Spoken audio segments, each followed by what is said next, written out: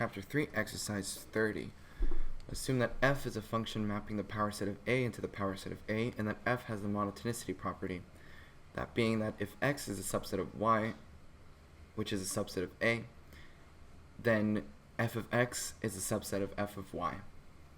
Define B to be the set, to be equal to the intersection of the set x subset of A such that f of x is a subset of x, and C to be equal to the union of the set x subset of A such that x is a subset of f of x.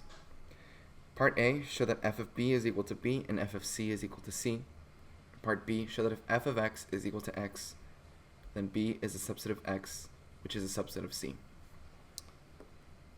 Right, so this might be, or you know what, I will say without a doubt, this is the most difficult exercise I've come across thus far.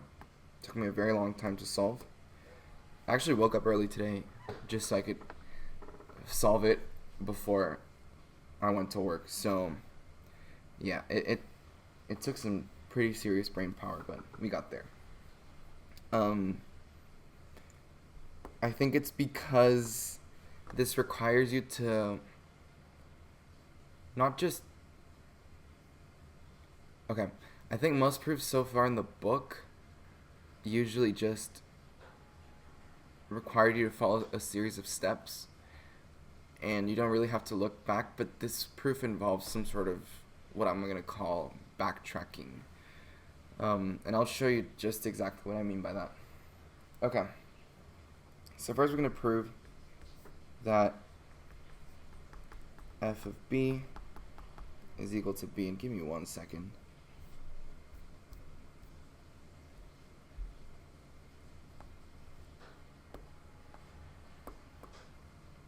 Alright, I'm back.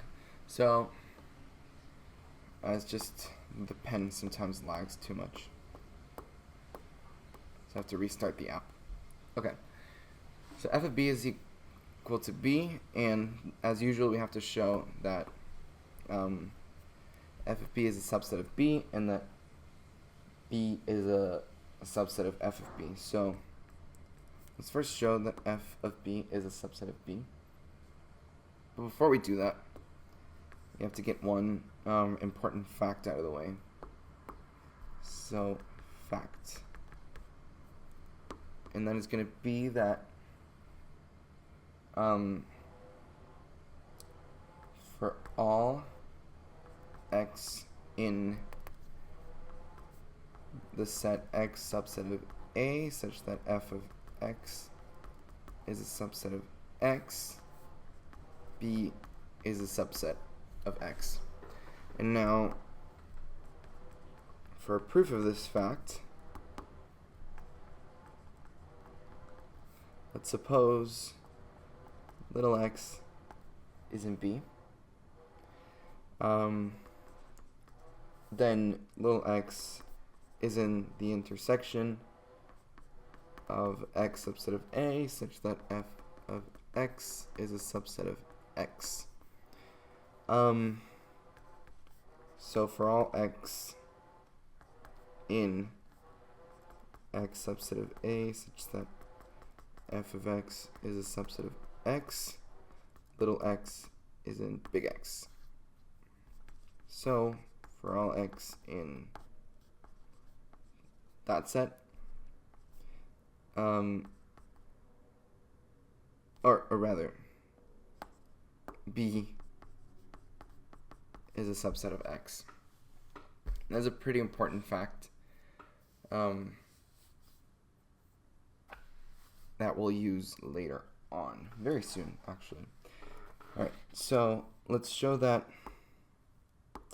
f of b is a subset of b. So let's suppose y is an f of b, right? Okay. Oh, sorry.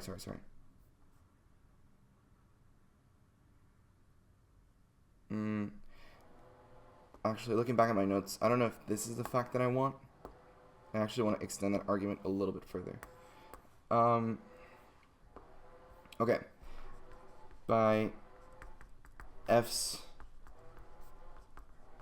monotonicity property, B subset of X implies that f of B is a subset of f of X, which is a subset of X itself. Why does this hold? Well, because we said so, pretty much, because that is how the set is defined. So, for all X in the big set, which shall not be named, f of B is a subset of X. Okay. Right, so this is pretty much all the legwork we need to do. So if we then suppose that y is an f of B, then since f of B is a subset of X for all X in X subset of A such that f of X is a subset of X, then y must be in the intersection of X subset of A such that f of X is a subset of X. Let me add some more pages.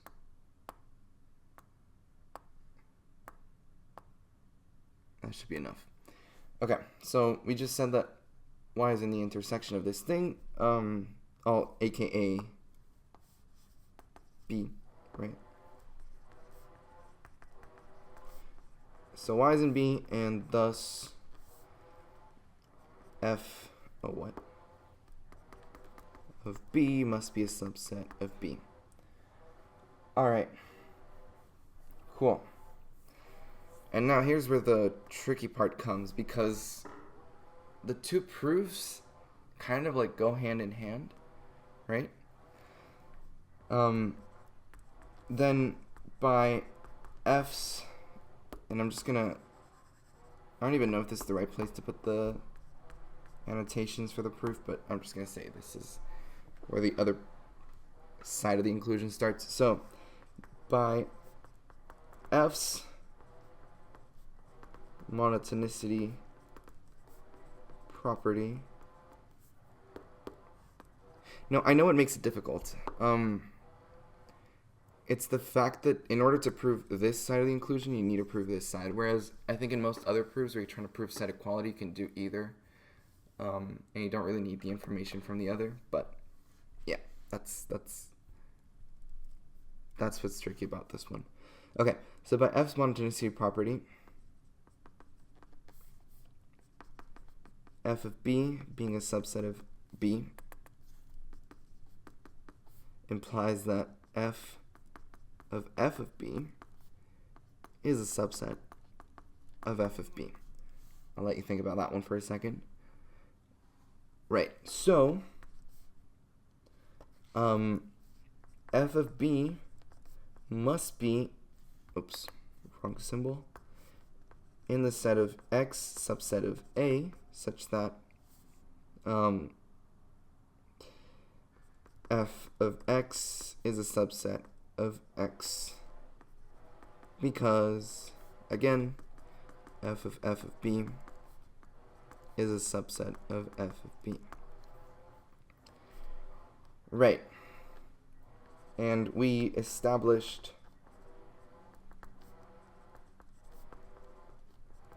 earlier that for all X in this set, B is a subset of X, right? So it follows, or I don't know if, so it must be true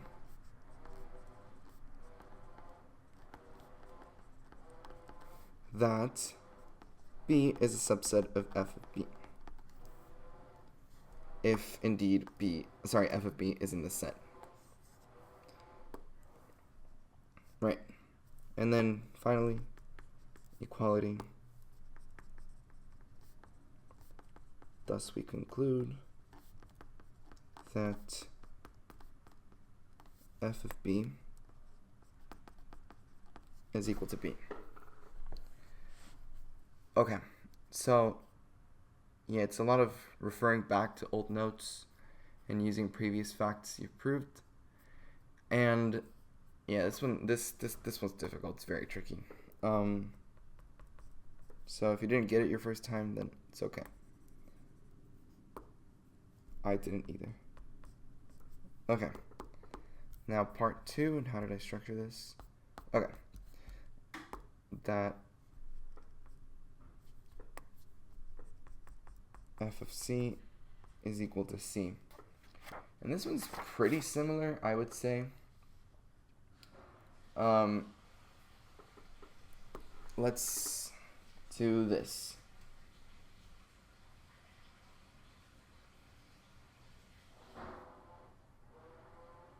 What's the claim I want to make right now?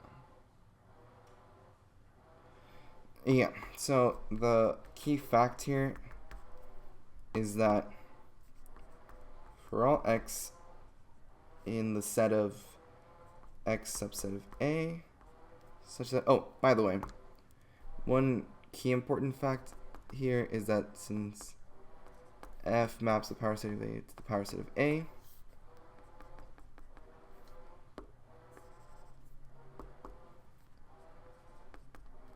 B is in A and f of B is in A. So, sorry.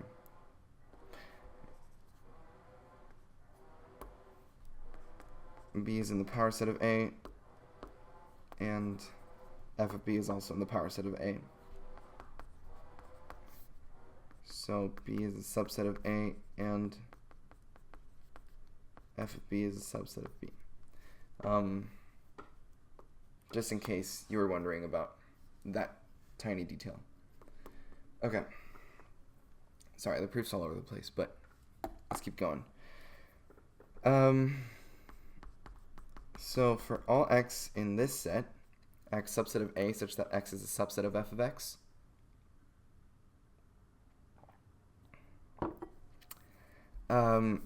x is a subset of C. And the proof for that is going to be, let's suppose x is in the aforementioned set, and suppose little x is in big X. Then there exists some x, some big X, in this x subset of A such that x is a subset of f of x, such that little x is in X. Thus, little x is in the union of the aforementioned set, which is equivalent to saying that x is in C. And thus, for all x in our large set, x is a subset of C. Big X, that is. Okay. We'll use this fact later, I think. We'll see. Alright, now let's do the actual proof. So, what am I going to do first? I'm actually going to do it the other way around. I'm going to show that C is a subset of f of C. So let's suppose x is in C.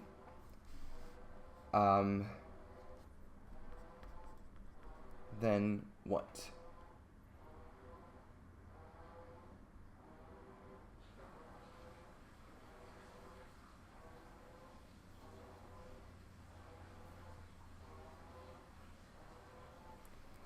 Then give me 1 second. I need to look back at my notes. X here.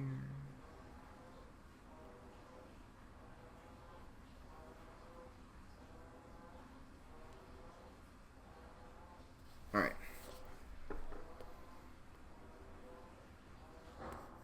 Or I think I also end this a little too early. corollary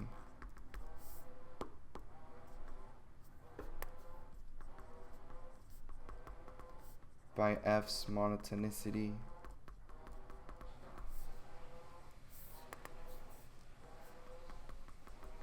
f of x is a subset of f of c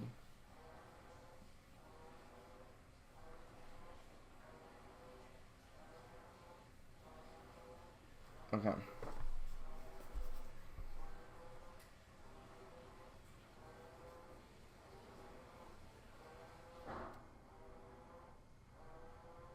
Yeah, okay, cool. And this is the important fact. Or one of the important facts. I think I should have made this the fact. But whatever. We'll just keep this going. For all x in the long set that shall not be named. Okay, now let's suppose little x is in C. Then little x is in the union of x subset of A such that x is a subset of f of x. Right? Now what does this mean? Then there exists some x in the set of x subset of A such that x is a subset of f of x such that little x is in big X. Okay. So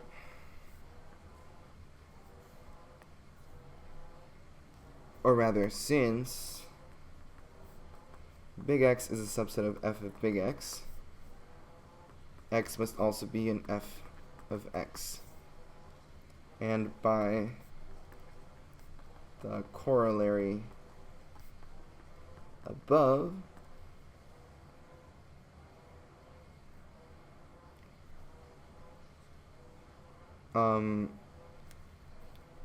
f of x is a subset of C, so x must be in C. And thus, f of C, oh wait, did I do this wrong? Oh yeah, hold up. That's silly. Okay.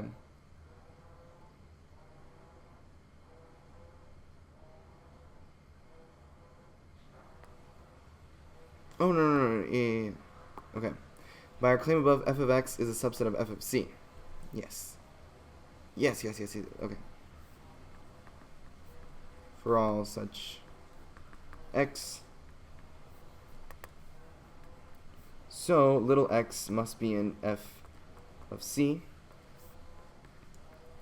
And thus C must be a subset of f of C.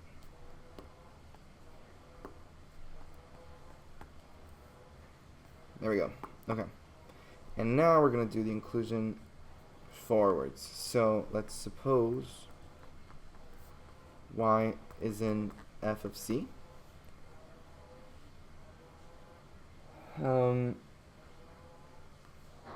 Then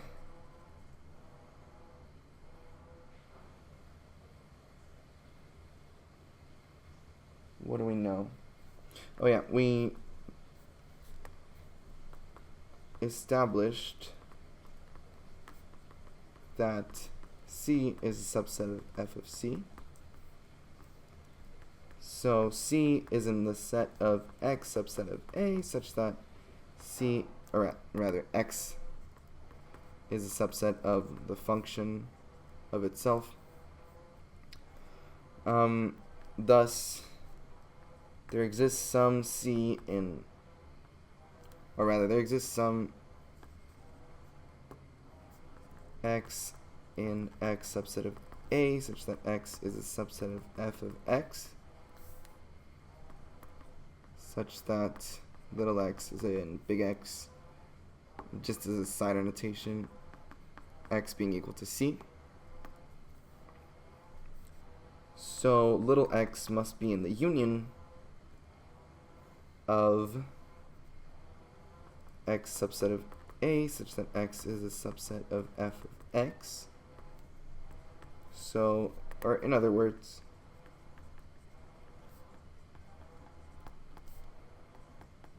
x must be in C, and thus f of C is a subset of C. Now for equality, all we have to do is conclude that f of C is actually equal to C. Okay, there we go. And that was part A. I think that was very difficult for me. Very confusing, very winding proof, but there you have it. Hope I didn't confuse you too much in the process. Okay, and now B, show that if f of x is equal to x, then B is a subset of x, a subset of C. Okay, this is not that bad, comparatively.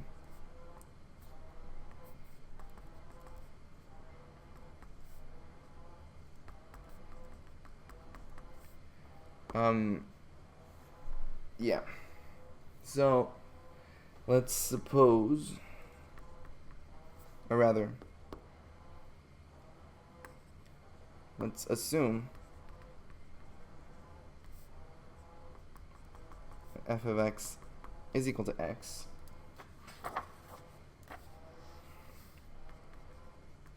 Then we have two facts. One, f of x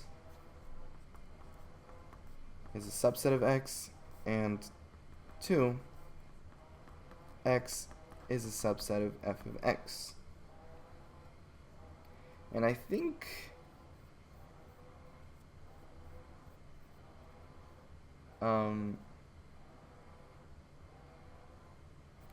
it's not given, but if this is well defined, then x is in the domain of f of x, so x is in A. So I'm just gonna, I'm sorry, x is in the power set of A. I'm just gonna like, not assume it, but also not prove it. I think it's a fair thing to not necessarily justify. But you could if you need to. Okay, so if, or rather, let's break this down.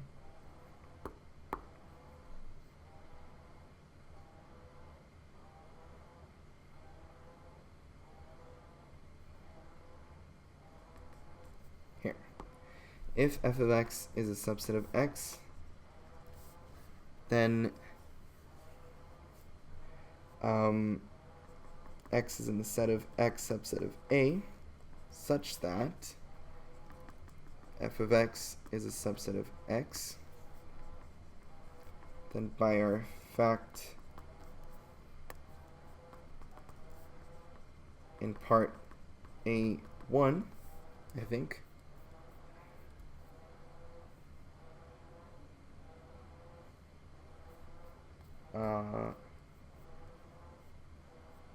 yeah, B is a subset of x,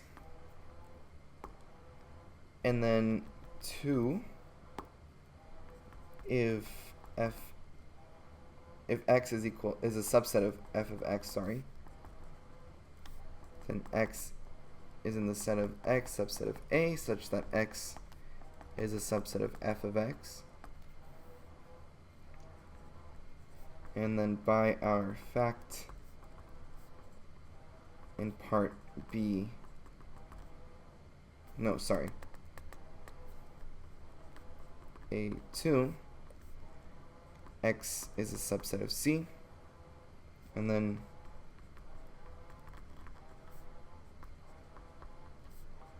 putting these together,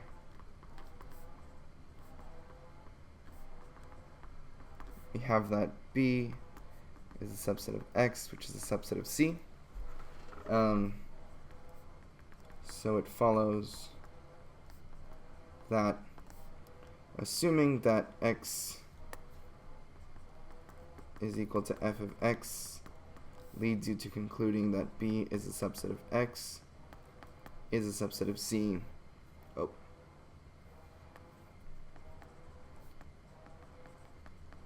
As expected. And there you go. That is chapter 3, exercise 30 in all its glory. A very difficult problem, very satisfying once you solve it, but man, this gave me a big headache. I need to take a nap.